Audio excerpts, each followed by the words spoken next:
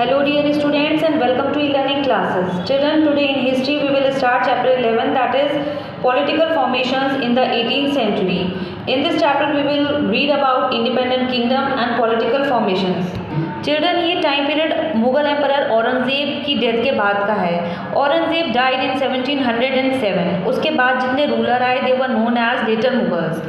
सबसे पहले बहादुर शाह वन आए जिनका रूल 1707 से 1712 तक रहा and he try to win over the Rajput and Marathas and Sikhs. Bahadur Shah one के बाद उनके सक्सेसर जहांगीर शाह आए जिनका रूल सिर्फ थोड़े ही मंथ के लिए था because he was a puppet in the hand of Zulfikar Khan. Zulfikar Khan एक पावरफुल नोबल थे जो जहांगीर शाह को चलाते थे. इनके इशारों पर ये जहांगीर खान चलते थे. नेक्स्ट रूलर आए फारूक सियार.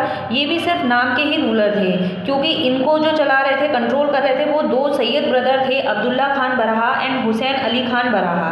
सारे फैसले ये लेते थे और जैसे किसको किसी को किंग बनाना है, चूज़ करना है किसको, तो वो भी यही लोग चूज़ करते थे. That is why they were known as king makers.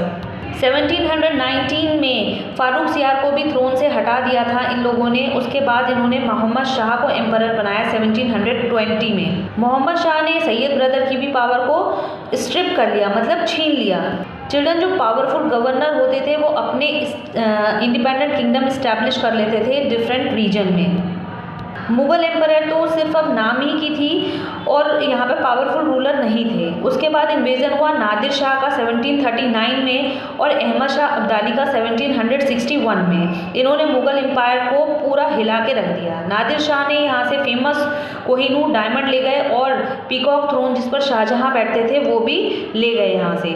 Then independent kingdoms बने. चिल्ड्रन, जब कोई वीक रूलर होता है, जैसे लेटर मुगल्स थे, सिर्फ पपेट की तरह काम कर रहे थे, नाम के राजा थे, पावर तो थी नहीं इनके पास, तो जो किंगडम इनके कंट्रोल में थे वो धीरे धीरे इंडिपेंडेंट होने लगे क्योंकि अब जो इंडिपेंडेंट किंगडम के जो रूलर बन रहे थे वो इनसे ज़्यादा पावरफुल थे. तो चिल्ड्रन, जैसे आजकल स्टेट्स होते हैं इंडिया में, कई सारे स्टेट्स हैं, उसी तरह पहले प्रोविंसेस कहा जाता था. प्रोविंसेस होते थे, रीजन होते थे. तो 3 of the largest provinces to become independent were Awadh, Bengal and Hyderabad.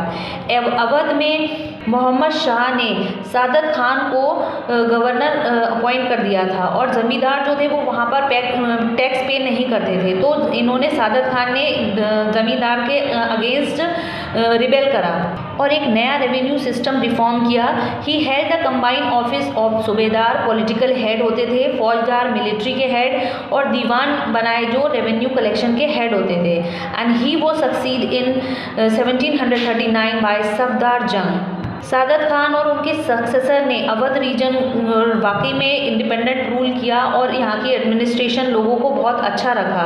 Lucknow इनकी कैपिटल थी और लखनऊ जो थी वो मेजर सेंटर भी था आर्ट एंड कल्चर का. देन बंगाल, मुर्शीद कुली खान जो थे वो बंगाल के गवर्नर रहे. मुर्शीदाबाद इनकी कैपिटल थी. उसके बाद मुर्शीद कुली खान के बाद शुजाउद्दीन आए जिनका रूल 1739 तक रहा. उसके बाद अली वर्दी खान और सिराजुद्दौला आए जिनके रूल में बंगाल जो थी वो बहुत प्रॉस्पेरस रीजन रहा इंडिया में. इकोनॉमिकली कंडीशन भी बहुत अच्छी थी यहाँ की और यही एक रीजन था जिसकी वजह से बंगाल जो था वो अट्रैक्ट हुआ इंग्लिश लोगों के द्वारा. यहाँ के रूलर ने ट्रेड को भी इंकरेज करा, एग्रीकल्चर को लोन्स भी देते थे पुअर पीजेंट्स को. और बैटल ऑफ प्लासी 1757 में और बैटल ऑफ बक्सर 1764 के बाद यहाँ पर इंग्लिश कंपनी का रूल हो गया.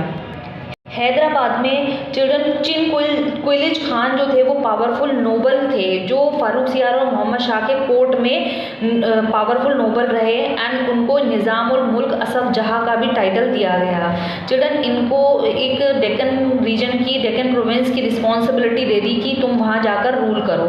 And he carved out the state of Hyderabad जहाँ पर ये इन्होंने इंडिपेंडेंट रूलर बनाया और मनसबदार को अपॉइंट करे, ग्रांट भी देते थे ये जागीर्स को.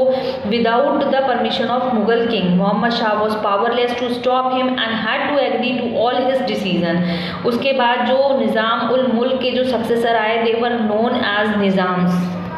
Then Rajput. Children, most enlightened Rajput ruler जो थे वो सवाई राजा जयसिंह थे. अंबर के। इन्होंने टीचिंग और लर्निंग साइंस को बहुत इनकरेज किया। सवाई राजा सिंह ने जयपुर सिटी भी फाउंड करी और उसको अपनी कैपिटल बनाई।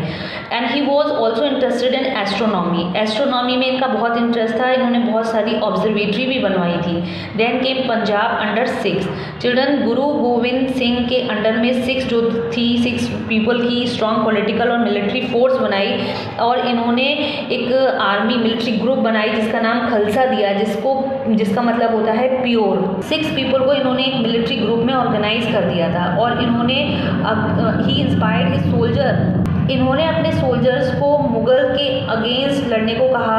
एक स्लोगन बोलते थे ये, वाहे गुरुजी का खालसा वाहे गुरुजी की फतेह, जिसका मतलब होता है खलसा जो मिलिट्री ग्रुप है वो बिलोंग करता है गॉड को and all the victories of the Khalsa are victorious to God. Children, इस स्लोगन से एक इंस्पिरेशन आती है, मोटिवेशन मिलती थी इन लोगों को लड़ने के लिए against the Mughals. Guru Gobind Singh asked all Sikh men to wear 5 sacred symbols and these were kesh or hair. Cutting or removing of hair from any part of the body was not allowed as hair is a symbol of spirituality and signified surrender to God's will. Then Kanga or comb. Kanga जो है that is the symbol of cleanliness. Children, when we comb out our hair, then we take out the broken strand of the hair. Similarly, we should comb out the bad thoughts from our mind. Kada or bracelet, it acts as a reminder to stop a person when he raises his hand to do anything wrong. Kacha or underwear, it is a symbol of high moral character. Kirpan or dagger, it is to be used to defend the helpless and uphold the truth. गुरु गोविंद सिंह के बाद बंदा बहादुर ने Sikhs को lead किया। In the second half of the 18th century Sikh people के 12 political group बन गए थे जिसको मिसल कहा जाता था और हर मिसल जो होती थी वो अलग अलग एरिया में होती थी और उनका एक लीडर होता था। देन महाराजा रंजीत सिंह ने जो सुगर चकिया मिसल के लीडर थे उन्होंने सारी मिसल को यूनाइट करके एक पावरफुल किंगडम इस्टेब्लिश किया Punjab. Mysore. Children, 18th century के हाफ के बाद की बात है ये कि हैदर अली और टीपू सुल्तान जो थे वो मैसूर के पावरफुल रूलर थे। इन्होंने मैसूर को बहुत पावरफुल बनाया। टीपू को टाइगर भी कहा जाता था मैसूर का। बोथ हैदर अली और टीपू ने मॉडर्नाइज करी आर्मी और इन्होंने बहुत सारे एफिशिएंट वेपन्स भी इंट्रोड्यूस कराए with the help of French.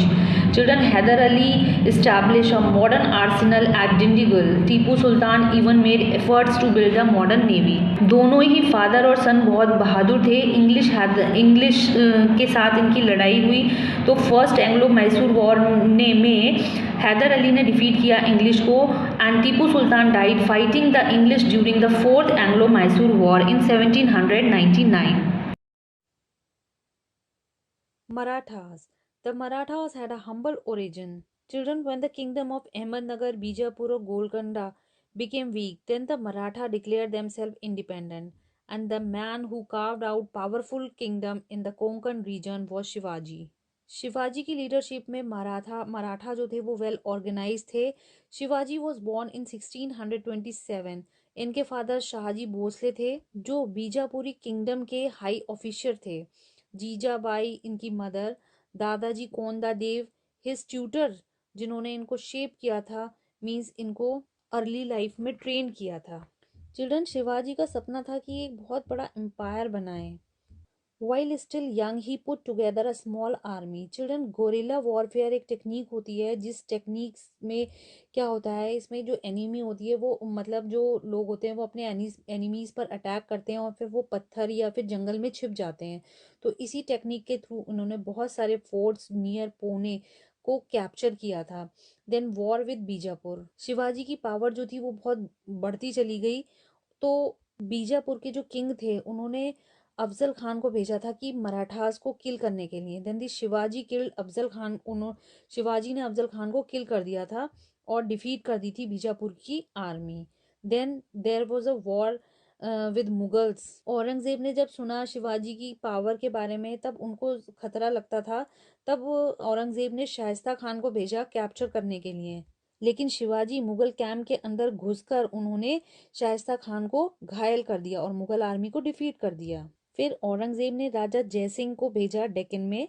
राजा जयसिंह ने पुरंदर के किले में शिवाजी को सीज कर लिया यानी बंदी बना लिया। शिवाजी जो थे वो बुरी तरीके से फंस गए थे और उनसे एक पीस ट्रीटी साइन कराई कि अगर आप इस पीस ट्रीटी पर साइन करेंगे तभी हम आपको छोड़ेंगे। And this treaty was known as treaty of Purandar, क्योंकि ये पुरंदर जगह में हुआ था।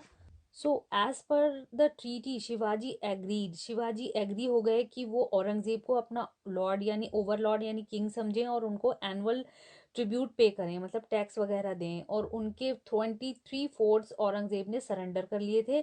इसके अलावा उन्होंने ये भी कहा था कि औरंगजेब को मुगल कोर्ट में आना पड़ेगा।